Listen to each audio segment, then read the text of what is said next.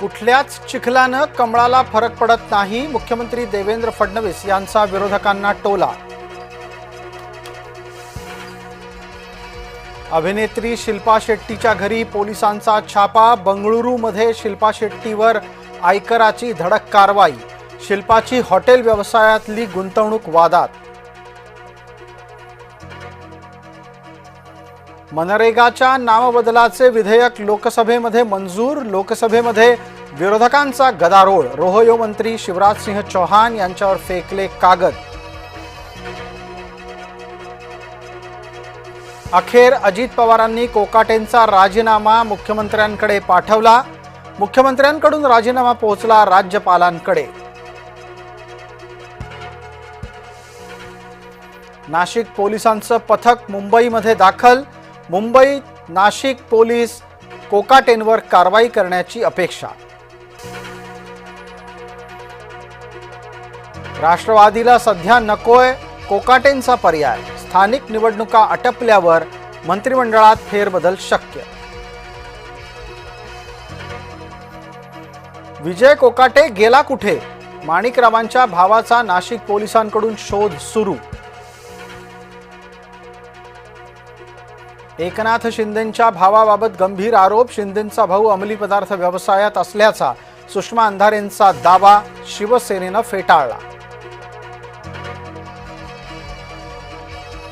सावरी गावातील ड्रग प्रकरणाशी आपला संबंध नाही, प्रकाश शिंदे यांचं वक्तव्य। एकनाथ शिंदे निवडणूक लढण्यासाठी प्रत्येक उमेदवाराला 10 कोटी रुपये देणार, खासदार संजय राऊतांचे आरोप। काँग्रेसची 5 वर्ष उरलेली आमदारकी सोडून प्रज्ञा सातव भाजपात, भाजपाकडून राजकीय पुनर्वसनाची हमी।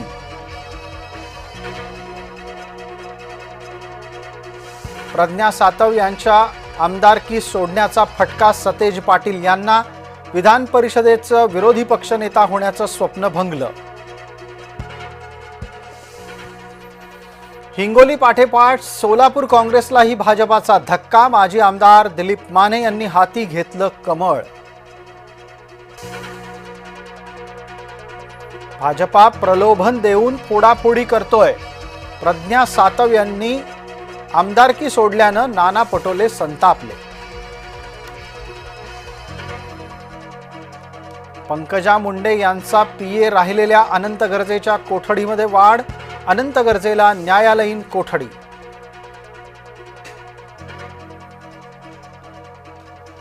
नगरपालिका आणि नगरपंचायतीच्या साठी प्रचार संपला, 20 डिसेंबरला होणार दुसऱ्या टप्प्यातील निवडणुकीचे मतदान।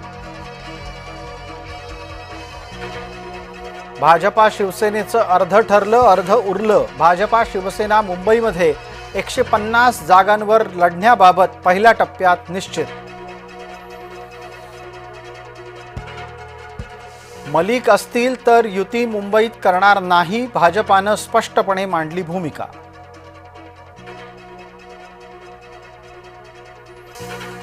मुंबई सोडून इतरत्र भाजपा सोबत जाण्याबाबत सुनील तटकरे यांचं सूचक वक्तव्य।